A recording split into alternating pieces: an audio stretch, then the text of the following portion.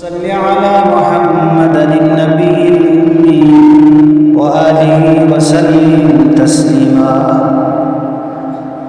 আল্লাহর নবী সাল্লাল্লাহু আলাইহি সাল্লাম বলেন, আমার যে উম্মত প্রতি শুক্রবার আসরের নামাজের পর আমি নবীর উপর এই দুরূদ শরীফ 80 বার পাঠ করবে, আল্লাহ রাব্বুল আলামিন দুরূদ শরীফের উসিলায় তার 80 বছরের গুনাহ মাফ করে দেবেন।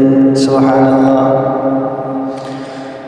সম্মানিত হাজিরিনে কেরাম, আল্লাহ পাকের উপর নামাজ ফরজ নয়, রোজা ফরজ নয়, আল্লাহ পাকের উপর কোনো কিছু আবশ্যক নয়, আল্লাহ পাক কোনো আমল করেন না, কারণ আল্লাহ পাক হলেন খালিক আর আমরা হলাম মাখলুক।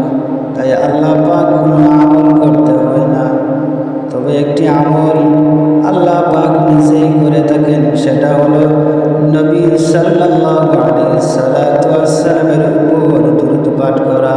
সুবহানাল্লাহ। তার প্রমাণ কি? তার প্রমাণ হলো আল্লাহর কুরআন। আমি প্রথমে যে আয়াতে কারিমা তিলাওয়াত করেছি, আল্লাহ রাব্বুল আলামিন বলেন, বিসমিল্লাহির রাহমানির রাহিম, ইন্নাল্লাহা ওয়া মালাইকাতাহু ইউসাল্লুনা আলান নবী ইয়া আইয়ুহাল্লাযীনা আমানু সাল্লু আলাইহি ওয়া সাল্লিমু তাসলিমা।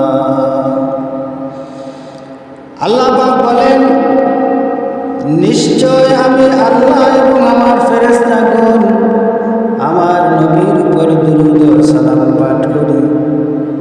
আমি আল্লাহ ঈমানদারদেরকে আদেশ করছি যে ঈমানদারেরা শুনো, তোমরাও আমার নবীর উপর দুরূদ ও সালাম পাঠ করো। সুবহানাল্লাহ। সম্মানিত হাজিরিনে কেরাম, দুরূদ শরীফের কেমন ফজিলত!